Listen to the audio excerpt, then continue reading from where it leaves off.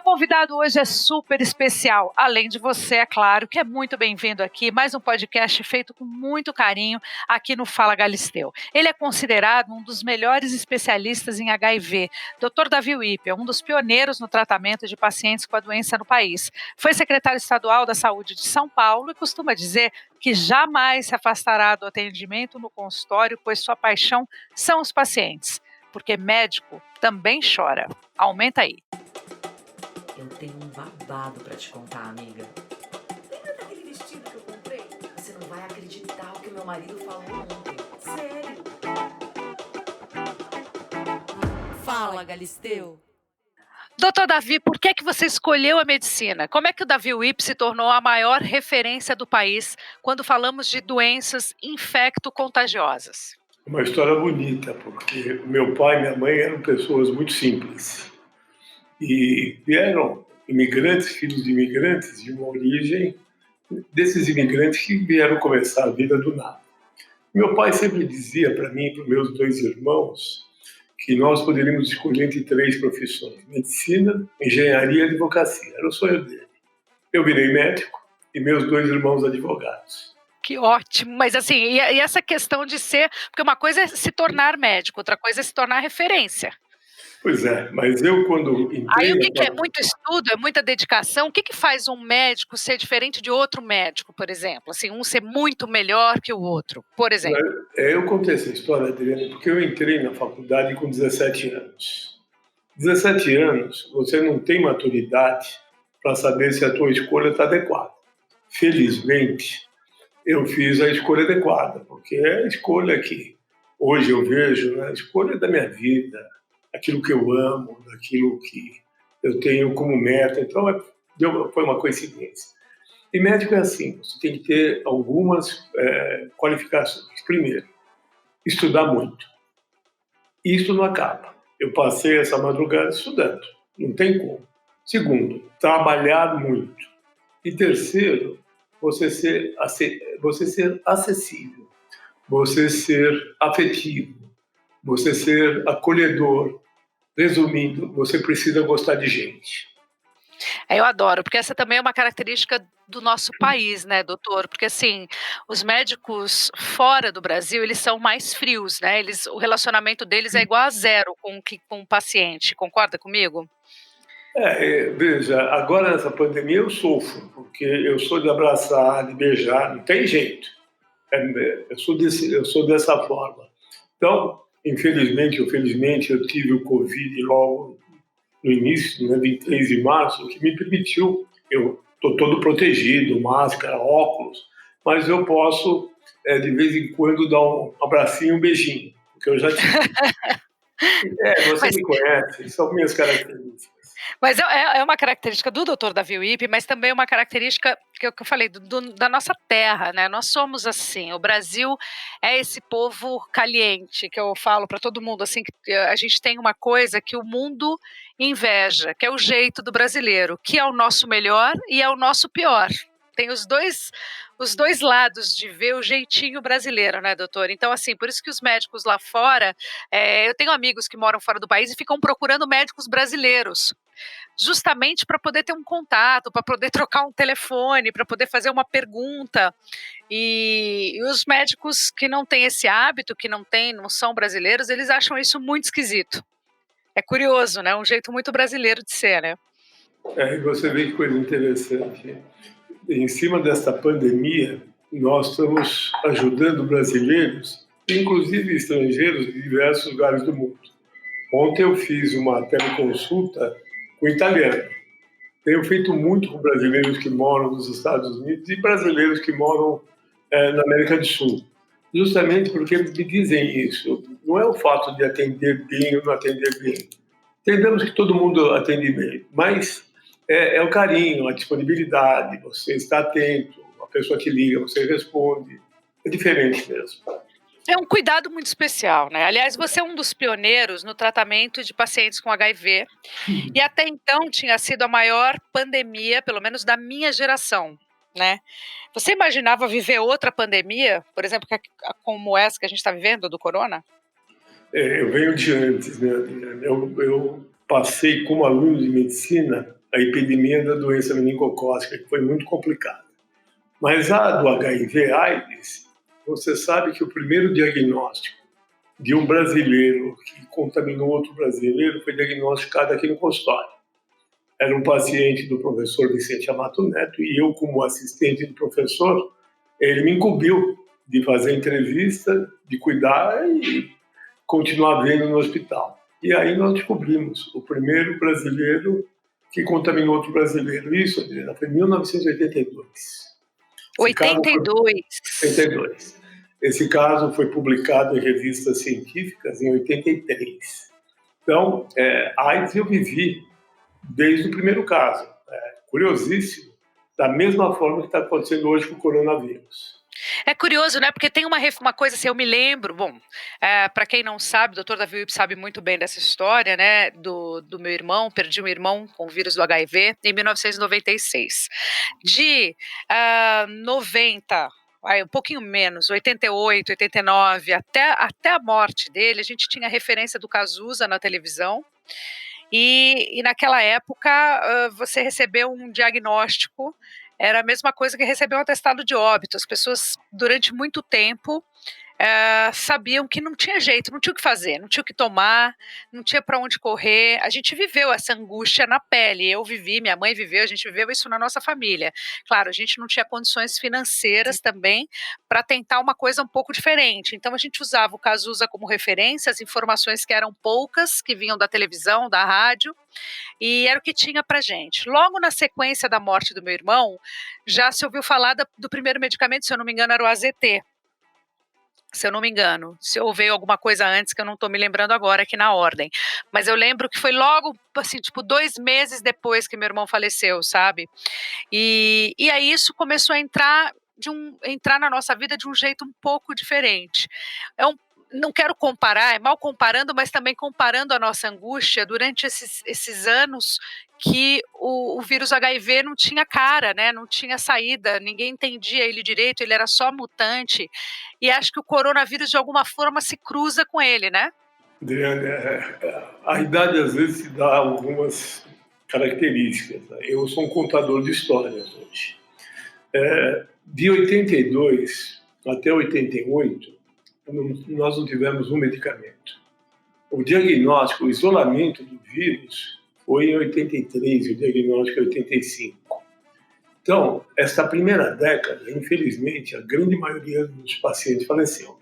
Eu tenho o privilégio de ter pacientes vivos daquela época.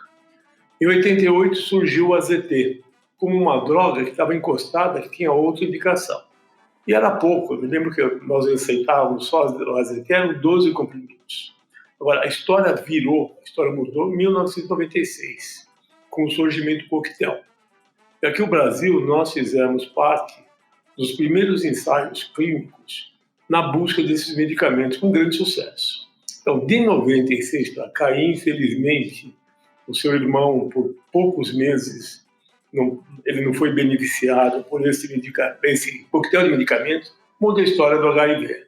Hoje as pessoas vivem muito mais, melhor, e no dia a dia como qualquer outra. Mas eu tenho uma outra história para contar agora da Adriane. A Adriane, desde muito tempo, ela me ajuda. Ajuda como pessoa, como celebridade que é. Então, em todos os meus projetos envolvendo a HIV e AIDS, a Adriane participou. Efetivamente, até com a confecção de uma camisa estampada com esse outro livro da Adriane, que foi um sucesso. Se teve um jeito de propagar as boas coisas do HIV, foi com a estampa da Adriana nessa camiseta. E nós fizemos muitos eventos juntos, inclusive quando eu me tornei diretor do Emílio Rivas. É verdade, é verdade. Agora, essa angústia que nós estamos vivendo, doutor, tem uma... Eu acho que se cruza um pouco com aquela angústia do que vai acontecer, será que a gente vai ter que viver muito tempo assim? A máscara vai fazer parte da nossa vida? Que vírus é esse? Essa vacina vai chegar? É uma expectativa tão grande quanto a da época do medicamento do HIV. Você não acha? Eu acho assim, intensidade é igual, porque as coisas foram se confluindo, essa expectativa de entender o vírus, de ir atrás de medicamentos, vacinas. Mas lembra bem, Adriano, lá para trás, nós não sabíamos sequer que era um vírus. O Luc Montagnier e o Galo descobriram o vírus depois. Nós não sabíamos as vias de transmissão. Na primeira leva de pacientes, os haitianos foram considerados grupo de risco. Havia grupo de risco. Então foi uma angústia enorme, talvez diluída ao longo dos anos, mas com milhões de mortes. Então talvez o impacto dessa doença hoje tem como diferente as formas de comunicação. Veja, nós temos essa doença em novembro e dezembro. Imediatamente foi identificado o vírus, a parte genômica do vírus, e como nunca as autoridades públicas e privadas investem para a busca de vacina e medicamentos. O que eu acho que mudou realmente, primeiro isto, talvez tenha mais confluência nesse determinado momento. E a outra, que eu não tenho dúvida, é as formas de comunicação, que são muito mais intensas nos dias de hoje. Ah, claro. Isso aí, sem dúvida nenhuma. Já era sabido que outras pandemias viriam? Nós sempre soubemos. E nós estávamos muito preocupados. E já aconteceu. Em 2002, apareceu o SARS-1, que era um coronavírus muito parecido com esse, só que algo curioso. Ele infectou milhares de pessoas, infelizmente matou outras, mas sumiu. Em 2012, apareceu o MERS, que é outro vírus parecido, com intensidade, e sumiu. Então, o mundo, pelo menos o mundo científico, sabia que algum dia algo semelhante poderia acontecer. Nem da onde, nem qual. Mas, agora, no final do ano passado, surgiu o SARS-CoV-19, e aí sim, com uma repercussão, uma transmissibilidade, uma infectividade que causou essa pandemia em dias. Nós tínhamos e deixou o mundo de joelho, né, doutora? A gente escuta muita gente falar que H1N1 isso, que H1N1 foi maior, que infelizmente matou mais gente, mas de verdade é a primeira vez que a gente está vendo o mundo de joelhos, a economia derretendo, a gente está vendo a Disney fechada, não vamos ter Réveillon, não teremos Carnaval, não sabemos direito se a gente vai continuar em 2021 assim, se a gente vai sair de 2020, se a gente vai ficar que nem o Dia da Marmota, eternamente em 2020, mesmo com toda a informação, mesmo a gente acompanhando tudo de muito perto, ainda assim tem um ponto de interrogação na cabeça de todos nós, enorme. O H1N1, ele veio com essa intensidade. Eu me lembro de internar pacientes privados no Emílio Ribas. Tamanha as consequências desse vírus. Mas o que foi diferente? De repente surgiu um medicamento, uma efetividade relativa e a vacina. Isso muda o curso do H1N1. Eu tenho otimismo, eu acho que daqui a pouquinho nós vamos ter uma vacina. Existem 133 vacinas em estudos no mundo, 33 em fase clínica, e nós vamos ter um coquetel de medicamentos antivirais.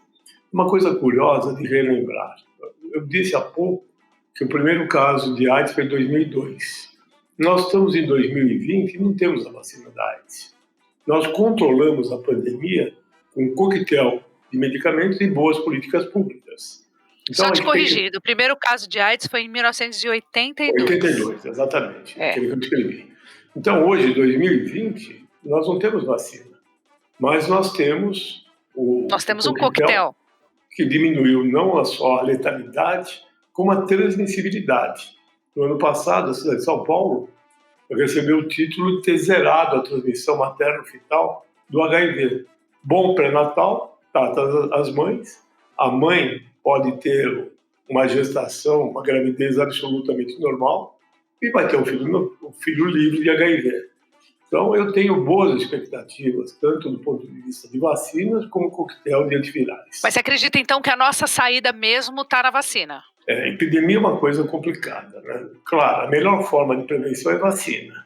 As epidemias, elas se esgotam. O que nós estamos discutindo é o preço, né? É o que você falou.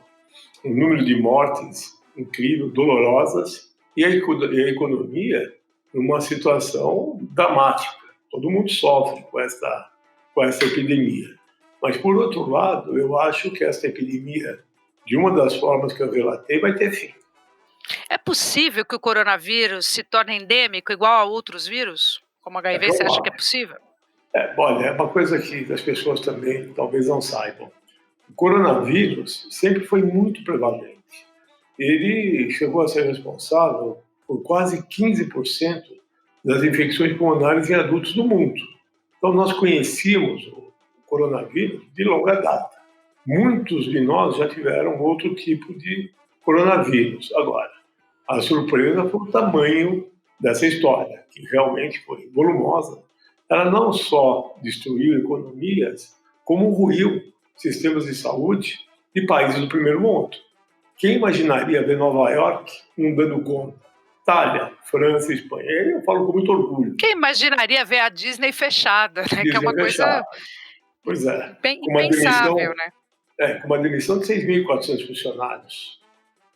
Então, e aí é uma coisa que eu falo com orgulho. O SUS do Brasil resistiu à pandemia. Nós não ruímos. O Estado de São Paulo não deixou de atender uma pessoa, não deixou de internar uma pessoa, não faltou leitos de UTI e ninguém foi enterrado em covas abertas.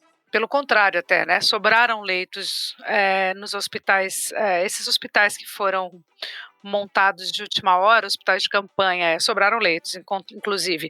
Então a vacina é uma realidade, é a nossa luz no fim do túnel. Temos que esperar essa vacina. Vacina e medicamentos. Vacina e medicamentos. Qual que é a real situação da Covid hoje no Brasil e no mundo? Você pode me dizer? Olha, vou começar pelo Brasil. O Brasil ele estabilizou alto. Ainda tem muitos novos infectados e muitos óbitos. Em algumas regiões, claramente está em decréscimo e outras em estabilidade. Aqui em São Paulo, tanto o município como o estado como um todo, estabilizou e está caindo. Mas nós temos 3 desafios. Primeiro, entender as consequências dessa abertura que está ocorrendo. E aí eu quero dizer uma coisa, inclusive um puxão de orelha. As pessoas acham que a pandemia acabou, e não acabou. Especialmente os jovens. E eu entendo, eu tenho filhos, eu tenho netos, que os jovens estão saturados. Mas eles precisam lembrar que eles vão a festas de 500 pessoas, desprotegidos, acabam se contaminando, e a doença para jovem é uma doença relativamente benigna, mas eles contaminam pais e avós. Então, esse é o primeiro desafio. O segundo desafio começou hoje, que é a volta às escolas. O que vai acontecer? Eu estou otimista. Inclusive, eu defendo a volta às aulas. E o terceiro desafio são as eleições municipais de 15 e 29 de novembro. Nós ajudamos o ministro Barroso a fazer um plano sanitário que eu acho que é muito competente, completo, mas tem que ser executado. Entendi. É uma situação muito. Eu também acho que tem uma questão complexa aí. Acho que as pessoas precisam entender. Estou falando bem perto do meu ouvido, doutor. Assim, eu não me incomodo com a máscara, por exemplo. Com o que a gente pode fazer? A gente precisa ter fazendo a nossa parte, isolamento. Não é isolamento social, porque isso já melhorou, né? A gente já está numa outra fase. Mas das pessoas mais velhas. Então, assim, se você vai se expor, você tem que esperar pelo menos 14 dias para poder encontrar a sua avó, encontrar as pessoas, sua mãe, encontrar pessoas que são grupo de risco. É o mínimo que a gente pode fazer.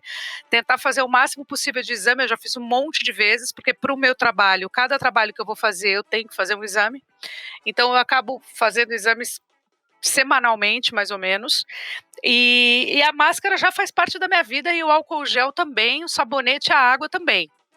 Então, mas isso é uma verdade, eu acho que isso não vai mudar, né? Mesmo com a vacina, você não acha que isso vai fazer parte? Eu fico pensando, desculpa me alongar aqui, mas é porque eu fico pensando, como é que a gente pegava um avião sem máscara? É tão mais saudável entrar dentro do avião com máscara? Eu não sei qual é o problema com a máscara, mas eu acho que a máscara ela só veio fazer bem. Eu estou errada? Não, mas é difícil. Eu brinco que tem a máscara cavanhaque. O indivíduo usa Então, no essa não orelha. presta, essa aí não presta. Ele usa no queixo. Tem a máscara da orelha, né, que está na orelha, mas está na testa. Então não é só usar máscara, é saber usar máscara.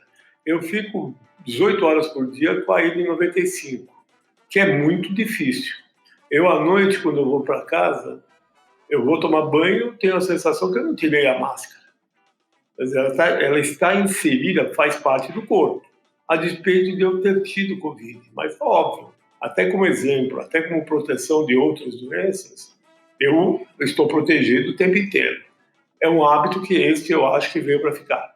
Eu também acho que independentemente da nossa da vacina e tudo, eu acho que a máscara também hoje nos faz pensar, né, assim, por exemplo, nessa questão do avião que eu coloquei aqui já algumas vezes no nosso podcast aqui no Fala Galisteu, que como é que eu já viajei com gente espirrando e tossindo do meu lado, sabe, o tempo inteiro antes da pandemia, e isso era um pouco normal, dava uma sensação estranha, mas a pessoa pegava lá um lenço, suava o nariz do seu lado e ficava aquela situação. Hoje é impensável isso acontecer, né, é impensável. Não é educado, já não era, ficou pior. Já não era, piorou, exatamente. Piorou. Agora, olha, eu vou entrar num assunto um tiquinho polêmico, não sei se é polêmico para você ou não, mas preciso saber. Queria saber se é verdadeiro ou falso que você deixou a chefia no Centro de Contingência do Coronavírus em São Paulo, criado pelo governo paulista, por não concordar com o isolamento. Não, as pessoas, elas falam demais. Adriana, eu fiquei muito doente com Covid, eu passei mal. E eu fiz uma enorme besteira. No 15º dia da minha doença, eu voltei a trabalhar. Como reitor da universidade, como membro que ajuda o governo do Estado de São Paulo e aqui na clínica. 2 meses depois, eu paguei a conta. Eu tive um quadro de esgotamento total. Então, neste momento, que foi pelos meus exageros, eu conversei com o governador e disse a ele que eu, obviamente, não me afastaria, como não me afastei. Eu continuo fazendo parte do centro de contingência com intensidade, só que eu sugeri ao governador que nós fizéssemos um rodízio de coordenadores, porque a demanda do coordenador é inimaginável. Não acaba naquela coletiva. Você trabalha 24 horas, tanto do ponto de vista de ajudar nas formulações públicas, como também falar com a mídia. Então, é uma demanda de 24 horas. E essa demanda, que é fundamental, a mídia é a repercutora do que está acontecendo no governo do Estado. Mas eu entendi, o governador também entendeu assim, aliás, ele que entendeu, é que nós deveríamos rodiziar a coordenação. Isso foi um sucesso, porque todos os coordenadores que vieram depois de mim têm cumprido um papel espetacular. E o centro de contingência, que eu continuo fazendo parte, é estratégico para o governo, para o secretário de Estado da Saúde e até como política pública nacional. Entendi. As pessoas estão perdendo medo? Você acha que nós estamos subestimando os riscos? Eu não tenho dúvida, especialmente os jovens. Eu convivo com jovens, até como reitor, e o pessoal fala, olha, se é para pegar, pega. Tem os desaforados, né? Tem que deixar todo mundo, paciência, quem pegar, pegou, se não deu certo, vamos para outro. Não é assim. É imunização de rebanho que eles falam, né? Imunização de rebanho? Isso, teoricamente, é equivocado. A imunização de rebanho não serve para você dotar de políticas públicas. A imunização de rebanho, para valer, é quando você tem uma vacina eficaz e segura, você vacina uma população conhecida, depois você faz teste da competência da imunogenicidade dessa vacina. A imunidade por rebanho, como está dita, exclui outros tipos de imunidade. Por exemplo, a imunidade celular, que não está dosada. O fato do indivíduo ter previamente contato com o coronavírus.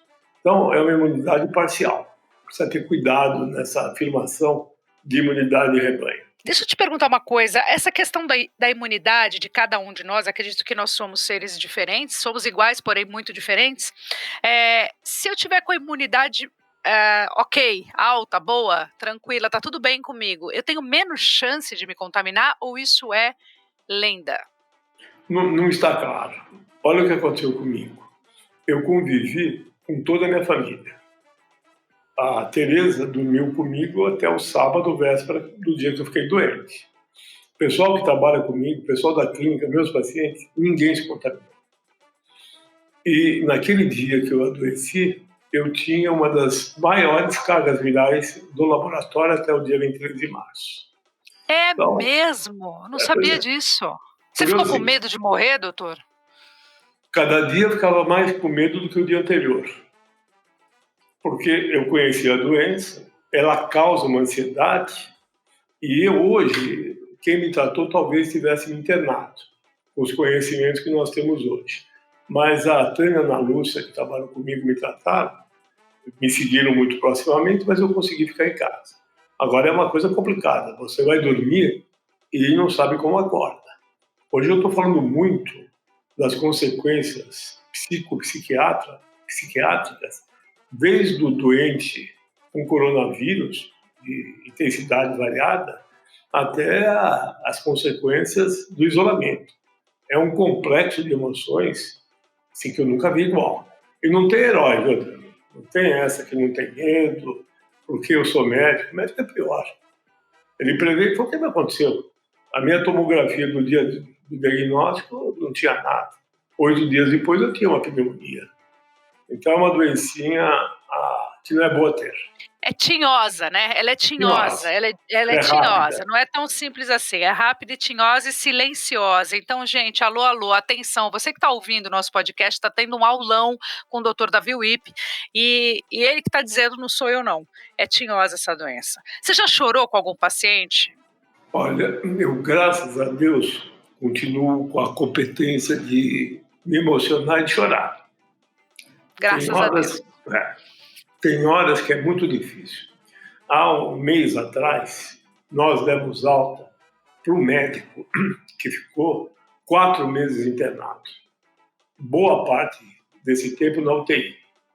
Ver esse médico tendo alta, eu costumo dizer que é uma coisa que só nós, profissionais de saúde, temos essa oportunidade. Família, os amigos, quando ele chegou na cidade dele, isso não dá para descrever a emoção. Não eu, né? Todos os sírio-libanês, naquele momento, virou um mar de lágrimas. E eu acho que é assim mesmo. A emoção da vitória do paciente e a pior emoção é da perda do paciente. Você já deixou de fazer alguma viagem para acompanhar um paciente de perto, assim? Ou algum paciente que precisava? Já voltei de aeroporto, mais uma vez. Já É encurtei mesmo, férias. doutor? Olha, já encurtei férias. Saí de onde eu estava, tanto por conta de paciente, como por situações públicas que eu era responsável. Eu dirigi alguns dos principais hospitais públicos de São Paulo. Então, o que eu deixei de viajar, minha mulher quer me matar. Se ela lembra disso, ela fala, mas isso é muito frequente, é muito frequente. E não dá para você virar as costas, né? E chega um momento, Adriana, que você tem que se impor um limite, porque você entra no esgotamento, uma estafa física e emocional. É o dia a dia muito complicado.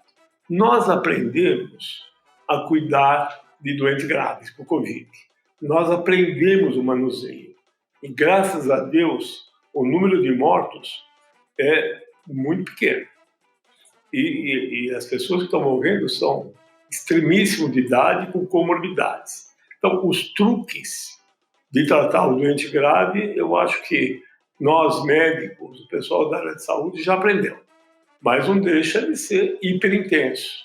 Tem um momento, Adriana, que é dramático. Me aconteceu hoje, que você chega para o seu paciente e fala, olha, temos que ir para a UTI. Então, não tem como esse paciente, ele está isolado, sozinho, não entrar em pânico. Aí ele vai para a UTI. Ele pode se safar, pode sair bem, mas eventualmente ele pode ser entubado. Aí você vai dar notícia para ele que ele vai ser entubado. Isso não é o fim de uma doença, é um meio de tratamento. Mas para aquele paciente, naquele momento, ele vê como o último momento da vida. Então, isso tudo é uma carga emocional para. E eu não falo só de médico, viu? Eu tenho que referenciar muito todos os profissionais da saúde. O que eu tenho visto, as enfermeiras, as fisioterapeutas, psicólogos, nutricionistas, o que eles estão fazendo, eu não canso de me falar que esses indivíduos têm que ser elogiados por todos sempre. Não é brincadeira. São os nossos novos heróis, né, na verdade sempre foram, mas agora eles aparecem, né, eles têm cara, quer dizer, eles têm olhos, né, porque os heróis Dá estão para com ver, máscara, estão dá para cheios ver. de equipamento, mas hoje eu acredito que nós aprendemos a aplaudir todos eles, seja a equipe de limpeza de um hospital, sabe, um enfermeiro, você conhece bem minha história, minha sogra ficou 5 meses e 20 dias internada, sendo que desses 5 meses, quase 3, no momento de tubo, tráqueos, você acompanhou de perto esse momento, e ela também saiu andando do hospital, sendo que ela tinha comorbidades, e foi um momento de tanta emoção da nossa família, a gente, durante esses 5 meses, a gente reaprendeu, ressignificou muita coisa na nossa vida, sabe? Com a pandemia, inclusive, eu nunca pensei que eu fosse dizer isso, que eu fosse um dia agradecer a quarentena e agradecer essa pandemia por alguma coisa. Mas a gente tem que agradecer, sim. E a minha próxima pergunta é: se a fé cura, doutor? A minha, eu não tenho dúvida. E é outro aprendizado. Eu sempre fui um indivíduo muito católico. Meu primário, naquela época, era primário. Eu fiz em colégio de padres e eu assistia à missa todos os dias. Fui coroinha e congregado mariano. Então, eu tenho uma formação religiosa muito forte. E tenho fé. Você me conhece bem. Alguns me criticam. Como é que o médico tal? Porque para o médico, não que o médico não tenha fé, mas o médico ele é um pouco mais. é, Como é que eu vou dizer? Não é uma frieza, mas ele tem uma relação com a ciência, né? E não com a religião, de uma maneira geral, né? Ah, eu tenho com as duas. Que bom. E as duas me ajudam muito. E eu sou, talvez, nem tantos divulguem esta fé como eu divulgo. Além de não ter nenhum problema com isso, muito pelo contrário, me ajuda. Nos meus piores momentos, esta fé me ajudou. Além de divulgar, as pessoas me falam: como, Davi, você faz ciência e tem fé? Eu falei: pois é, talvez seja por isso que está dando certo. Você sabe que durante esse tempo da minha sogra no hospital, a gente acabou convivendo muito com o corpo clínico, corpo médico do hospital, né? Com todos eles. E eles contaram uma história pra gente que eu fiquei muito emocionada. E eu quero confirmar isso com você. Que tem pacientes que têm as famílias, né, que rezam, que oram, que estão perto, que acreditam, que fazem orações diárias, que vão visitar. E tem os pacientes que, infelizmente, ficam sozinhos no hospital. E que a melhora é clara das pessoas que têm amor, que têm fé, que têm a família perto. Faz muita diferença na hora do tratamento. E que isso acontece claramente, visualmente lá para eles. Você tem total razão. Eu tenho visto uma coisa muito interessante. Esses pacientes, principalmente os graves, que voltam ou começam a ter fé. Eu brinco com o padre do Hospital Sírio-Libanês, que é um querido, falo: padre, nós só temos que combinar o horário da visita. O senhor passa antes de mim, eu passo depois. Mas um dia, acho que nós vamos ter que contar essa história.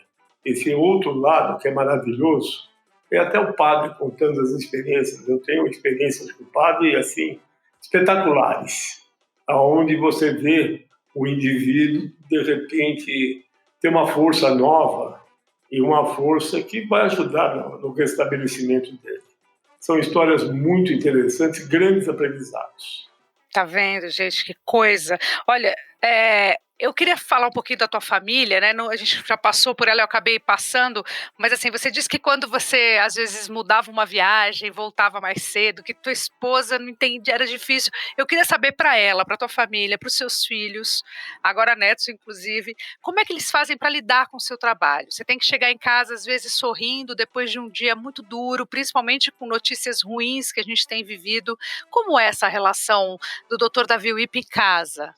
É uma coisa curiosa. A Tereza é uma heroína, né? Porque 42 anos de casado e mais 2 de namoro, ela é uma É heroína. verdade, ela já me atendeu no telefone e falou: ai, que vergonha, Tereza, desculpa estar ligando na tua casa, mas eu preciso falar com a tua.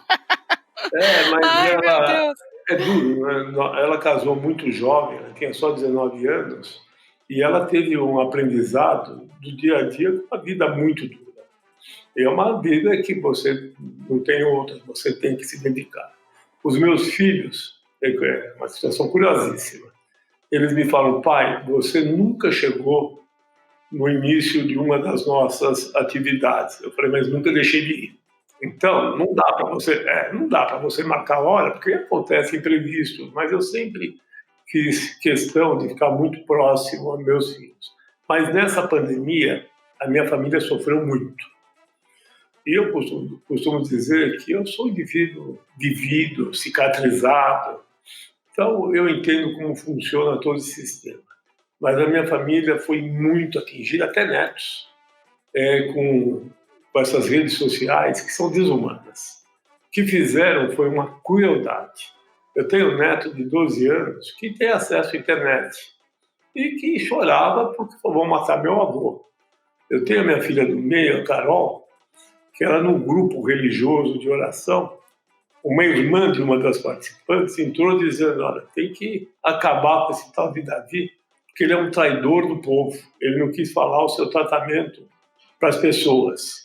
Quer dizer, um grupo religioso que se junta para orar. Então foram coisas e ameaças É sem o menor assustador, né, sentido. do que o ser humano é capaz, né? Na internet, então, é assustador. As pessoas, elas, as coisas tomam uma proporção e as pessoas acabam se transformando. Eu não sei se naquilo que elas são de verdade ou se naquilo que elas gostariam de ser. Eu sei que elas colocam toda a raiva, todo o ódio, tudo para fora de um jeito muito assustador. Realmente foi horrível. Eu acompanhei, eu também participo de alguns grupos, também ouvi, te defendi. Não é só porque eu sou sua amiga, é porque eu sou sua paciente, é porque eu sou sua admiradora, sou sua fã. Você pode contar comigo, você sabe disso, para o que deve é sempre. E fico chocada com o que essa internet virou nesse momento de pandemia. E tanta gente falando de Deus e tanta gente falando de bondade, e essas mesmas pessoas muitas vezes demonstrando um lado horroroso, né? Que coisa. Você comentou disso do seu neto, eu imagino que ele deve ter sofrido na pele. Pois é, primeiro que você sempre é uma querida, sempre esteve muito perto de mim ou de você. Segundo, uma coisa curiosa, porque quando tomou o vulto daquele jeito, eu chamei minha família, filhos, genros, mulher, todo mundo, meus netos, eu falei: olha, se tem algo que eu aprendi, que a história vai contar. Aguardem, a história vai contar o que isso significa. Bem, eu fui secretário de Estado há quase 5 anos. Quando eu fui chamado para ajudar na pandemia, o governador falou: você foi secretário de Estado, dirigiu alguns dos principais hospitais, você tem experiência em epidemias, então estou te convidando para ajudar o secretário e o governo. Eu não ganhei um tostão, eu nunca tive pretensão a cargos e nunca tive nenhuma pretensão política. Com todo respeito, graças a Deus. Pois é, mas o que eu fiz de errado? Agora, esperavam que eu fosse dizer o meu tratamento. Eu nunca disse tratamento de ninguém, você sabe disso. E naquele momento, se eu falo meu tratamento, ia ter invasão de farmácias. As pessoas que talvez não pudessem tomar determinados medicamentos tomariam sem segmento médico. E se eu falo que eu não tomei, era desesperança. E eticamente, eu não posso falar resultado de droga off-label. O que é off-label? A cloroquina é um medicamento testado e aprovado para malária e para doenças autoimunes. E não foi aprovada e não é aprovada para o uso no coronavírus. Eu não estou afirmando nem que eu tomei ou não tomei, estou discutindo o conceito. Eu jamais divulguei tratamento de pacientes e muito menos eu divulgaria o meu tratamento. Por quê? Porque naquele momento ia ser a regra para o país. Eu estava muito exposto, então o que eu errei? Tenho absoluta consciência que todas as minhas decisões foram adequadas e éticas. Agora, o sofrimento, quer dizer, brigar comigo, tudo bem, né? Mas fazer o que fizeram com a minha família foi muito injusto. A exposição tem um preço muito alto, doutor, muito É. alto mesmo. Se você pudesse falar com Deus, hoje, agora, como é que seria essa conversa? Continua aqui do meu lado, porque está me ajudando muito. Eu peço de manhã à noite. Que mensagem você pode deixar, doutor, para quem está passando agora, nesse momento delicado e não está suportando a dor? Eu entendo perfeitamente isso e sou solidário, mas uma mensagem de otimismo. Eu não tenho dúvida que, em tempo relativo, nós teremos saídas para essa pandemia. E dentro daquilo que for possível, nós voltaremos a ter as nossas vidas. Essa angústia que chega a virar pânico é totalmente compreensível. E minha solidariedade. E um agradecimento muito especial a todos que têm sido assim, muito afetivos, muito carinhosos, muito solidários com todos que têm essa doença ou com todos que trabalham com essa doença. É um agradecimento assim do coração de alguém que passou por todas as fases das pandemias, das doenças, inclusive como doente. Então, um agradecimento muito afetivo a todos. Tá vendo, gente? Olha, a gente pensa que o médico às vezes não coloca o coração na frente, né? Mas eu acho que sem o coração a gente também não chega em lugar nenhum, né, doutor? Mas não tem dúvida. Eu acho que o grande meio para você alcançar resultados é através do teu coração, da tua devoção e fazer o que é certo. Mas isso é uma coisa que para mim é claríssimo. Claro, todo mundo erra. Agora, se você erra, corrija. Mas quem erra sem intenção de errar tem uma nova chance. Quem não pode errar de propósito. Boa. Agora, para a gente encerrar, dizem, né, que existe uma receita básica e rápida, um shot de imunidade. Qual é o seu shot de imunidade para gente? O que a gente deve fazer para se manter mais saudável nos dias de hoje? Primeiro, bom humor, a despeito de tudo isso. Segundo, ter bons hábitos.